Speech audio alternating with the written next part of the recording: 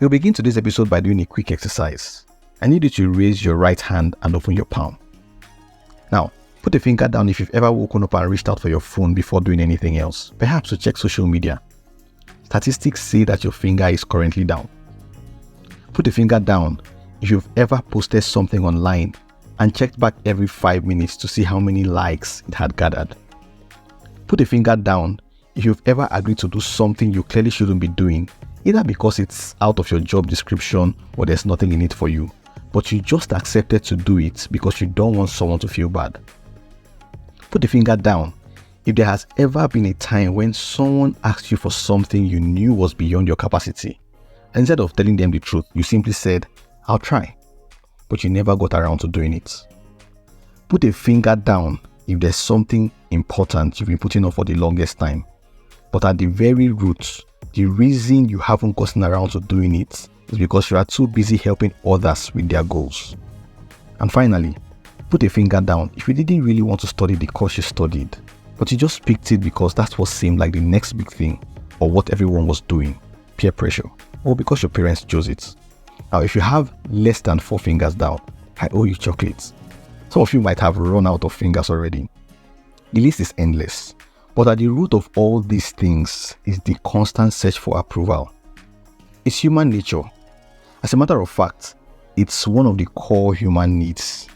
The need to connect with people, the need to be loved by people, or the need for approval.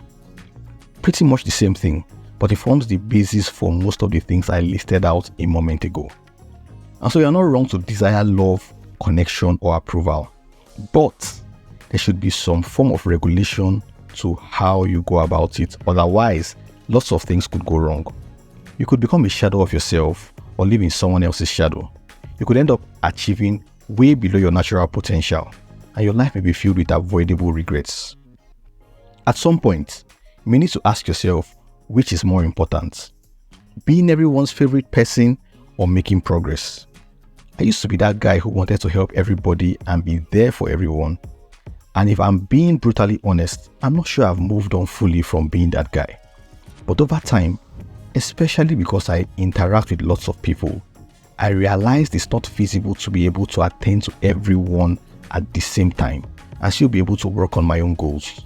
And so I had to learn how to politely say no to people without feeling guilty. The moment you catch yourself saying, "I'll try," that's a good sign that you are setting yourself up to disappoint someone. So why not just disappoint them from the beginning so that they can make alternative plans?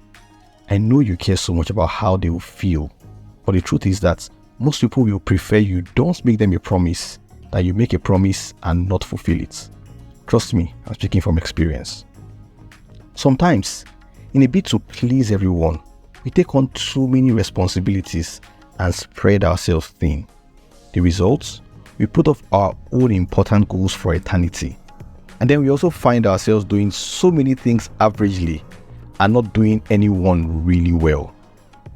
Remember what we talked about opportunity cost last week? How about you intentionally take on fewer responsibilities and exert yourself into them? You will make faster progress in this way. To the other perspective of social media likes and the approval of people, here's what you need to understand. There's so much we can achieve when we turn a blind eye to the likes and the applause. You have no idea the number of dreams that have been lost as a result of seeking approval. How many ideas have been ditched? How many potentials have been underutilized? And so, my simple advice is to ditch the likes and do the needful.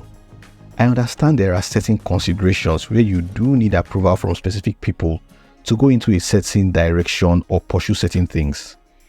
But most of the time, if you look deep down, you'd realize that you don't need approval from the people you seek approval from.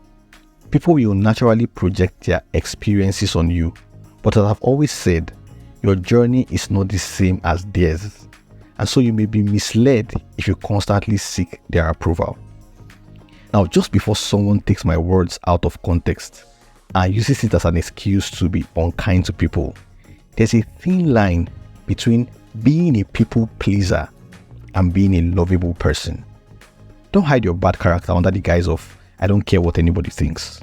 Some things in life don't require so much, like speaking politely and kindly to people irrespective of their age, gender, or social strata.